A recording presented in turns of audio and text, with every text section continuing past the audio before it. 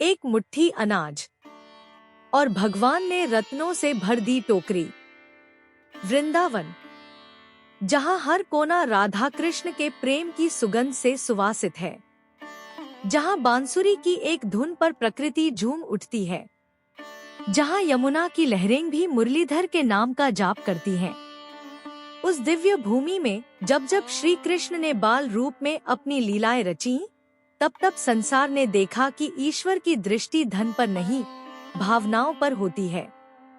आज जो कथा हम सुनने जा रहे हैं, वह केवल एक बूढ़ी फलवाली की नहीं, बल्कि उस सच्ची भक्ति की है जिसे श्री कृष्ण स्वयं भी टाल न सके।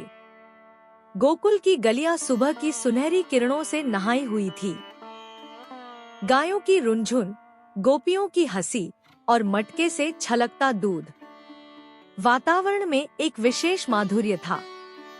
बालक श्री कृष्ण अपनी बाल्य लीलाओं में व्यस्त थे, कभी माखन चुराते तो कभी गायों के साथ खेलते। उसी गोकुल की एक कोने में छोटी सी झोपड़ी में रहती थी एक वृद्धा।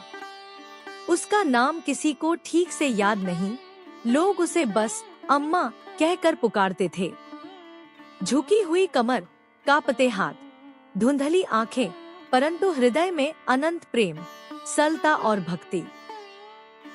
हर दिन की भांति अम्मा सुबह सुबह उठती, बगिया से ताजे फल तोड़ती, केले, अमरूद, सीताफल, जामुन, और उन्हें अपने बास्केट में सजाकर निकल पड़ती गोकुल की गलियों में।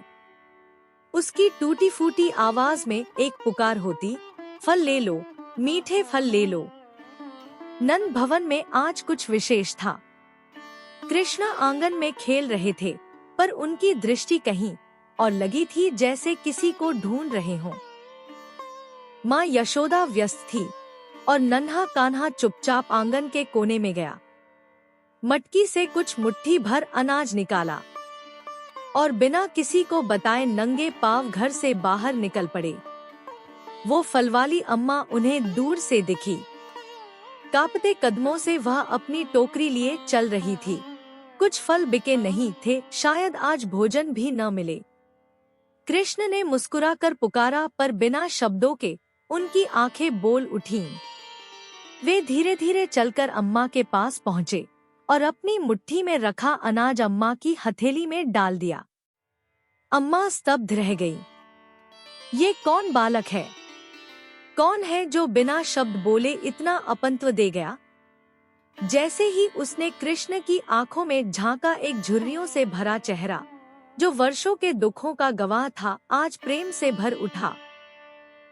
वह पहचान गई, यह कोई साधारण बालक नहीं, यह तो वही है जिसकी तस्वीर उसने मंदिर में देखी थी, जिसकी कथाएं बचपन से सुनी थी। यह तो स्वयं व्रजराज श्री कृष्ण है। उसका मन भर आया, आंखों से आंसू बह निकले। उसने कांपते हाथों से पूरी टोकरी से सारे फल निकालकर कृष्ण के चरणों में रख दिए। उसे कुछ नहीं चाहिए था, न दाम न सौदा। उस एक मुस्कान में ही उसने सब पा लिया था। कृष्ण ने मुस्कुराकर अपने नन्हे हाथों से एक एक फल उठाया और चल दिए वापस। अम्मा अपनी टोकरी उठाकर घर लौटी, पर जैसे ही उसने टोकरी में झांका, वह दृश्य उसकी आंखों को विश्वास नहीं हो रहा था। फल गायब थे और उनकी जगह असंख्य हीरे, माणिक, मोती, पन्ने, नीलम जैसे रत्नों से भरी हुई टोकरी थी। उसकी सांस रुक गई।